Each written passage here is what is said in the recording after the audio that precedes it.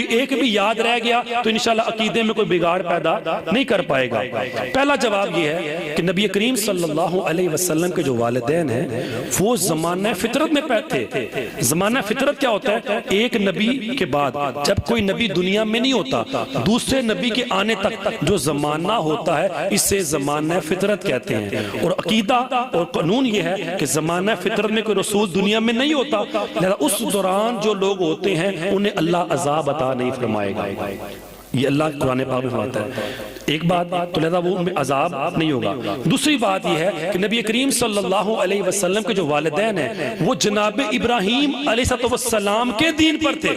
وہ اپنے آپ کو دین ابراہیمی پہ کہتے تھے، بلکہ قریش والے بھی بات تک یہ کہتے رہے ہم تو ملت ابراہیمی پہ ہیں، ہم تو ابراہیم کو اپنا سب کچھ مانتے ہیں۔ تو لہٰذا ابراہیم علیہ السلام کے بارے میں اللہ فرماتا ہے کہ ابراہیم علیہ السلام نہ تو یہودی تھے نہ ہی عیسائی، بلکہ وہ مسلمان تھے۔ یہ اللہ قرآن میں کہتا ہے ما کان ابراہیم یہودیوں ولا نصرانیوں ولیکن کان حنیفا مسلما، وہ مسلمان تھے۔ تو لہذا جو ابراہیم علیہ السلام کے دین پر ہوگا وہ بھی مسلمان ہوگا۔ تیسری جو سب سے مزے کی دلیل ہے وہ یہ ہے الناسخ والمنسوخ کتاب ہے، روضۃ الانف کتاب ہے، اس میں یہ دلیل موجود ہے کہ نبی کریم صلی اللہ علیہ وسلم جب آخری اور پہلا حج حضور نے کیا، ایک ہی حج کیا، وہی پہلا وہی آخری، اس سے جب واپس لوٹ رہے تھے نا مقام حجون جہاں پہ حضور کی والدہ ماجدہ کی قبر مبارک ہے، وہاں پہنچے تو چہرہ مبارک کچھ غمگین ہوا۔ تو اماں جی سیدہ عائشہ صدیقہ طیبہ طاہرہ رضی اللہ تعالیٰ عنہ دیکھ رہی ہیں نبی پاک پریشان ہے، تو حضور نے کہا عائشہ رکو میں ابھی آتا ہوں۔ حضور گئے اور کچھ دیر کے بعد جب واپس آئے تو چہرہ مبارک مسکرا رہا تھا۔ تو اماں جی پوچھتی یا رسول اللہ ابھی آپ گئے تو غمگین تھے، اب آپ واپس تشریف مسکرا رہے، وجہ کیا ہے؟ حضور نے کہا عائشہ میرا دل چاہتا تھا کہ میں اپنے والدین کو زندہ کرواؤں اور ان کو اپنا کلمہ پڑھاؤں، تو میں جب اپنے والدین قبر پہ گیا تو میں نے اللہ سے دعا کی کہ یا اللہ میری والدہ کو زندہ کر، میرے ماں باپ کو میرے سامنے لا، تو اللہ نے انہیں زندہ کیا اور میں نے انہیں کلمہ پڑھا کے اپنے دین میں شامل کر لیا۔ تو نبی پاک صلی اللہ علیہ وسلم نے کیوں کلمہ پڑھایا؟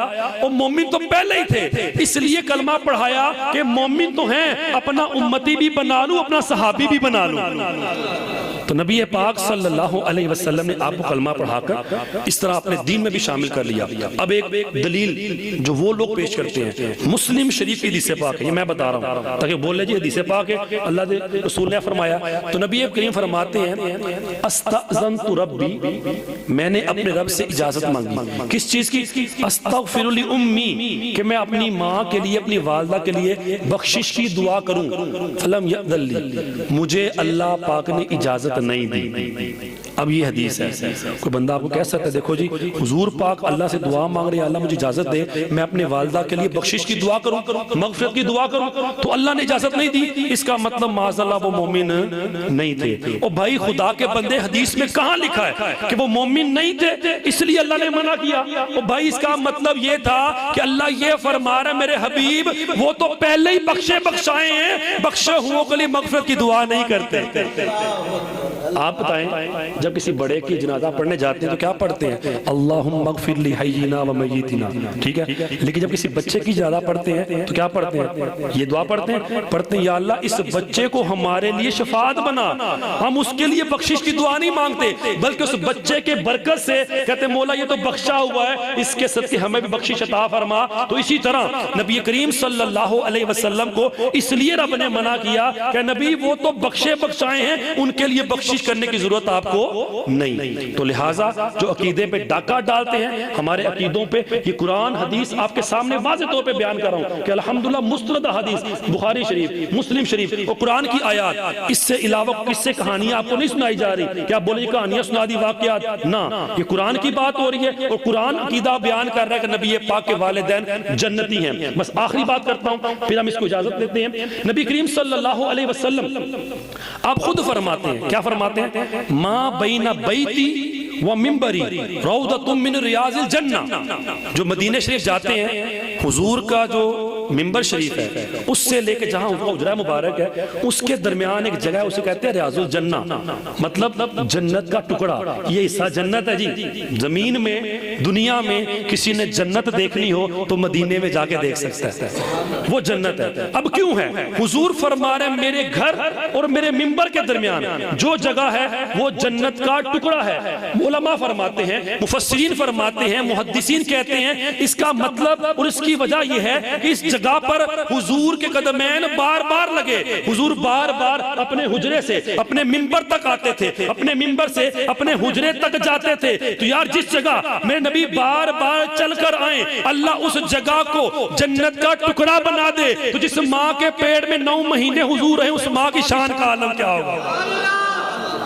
تو اس کا مطلب حضور صلی اللہ علیہ وسلم، یا ہم نے صرف حضور کلمہ پڑھا ہے، اسی صرف حضور دا کلمہ ہی پڑھیا نا، دیکھا تو نہیں حضور کو، کوئی خاندانی تعلق، خونی رشتہ، تو حدیث ہے میرے حضور نے فرمایا جس کے دل میں اور رائی کے دانے کے برابر بھی ایمان ہوگا، اگر گناہگار بھی ہوا اپنی سزا پوری کر کے جنت میں ضرور جائے گا۔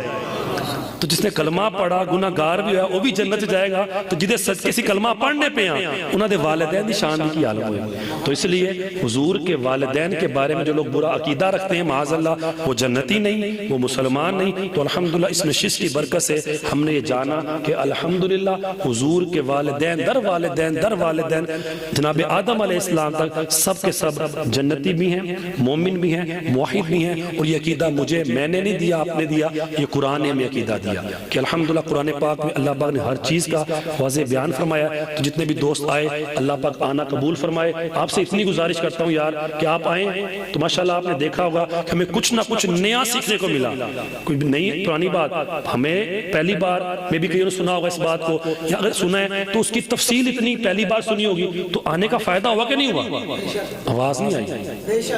تو یار کیا آپ نہیں چاہتے کہ جس طرح ہمیں فائدہ ہوا ہے ہمارے دوسرے مسلمانوں کو بھی ہو، آپ کے دوستوں کو بھی ہو، تو انہیں بھی ایک ایک بندہ جتنے ماشاءاللہ بیٹھے ہیں اگر ایک ایک بندہ اگلی بار ساتھ لے کے آئے نا تو انشاءاللہ لوگ باہر بیٹھے ہوئے ہمیں نظر آئیں گے۔ تو اللہ کریم ہم سب کا آنا اپنی بارگاہ میں قبول فرمائے، آمین بجاہ نبی الامین۔ صلاۃ و سلام کے لیے کھڑے ہو جائیے۔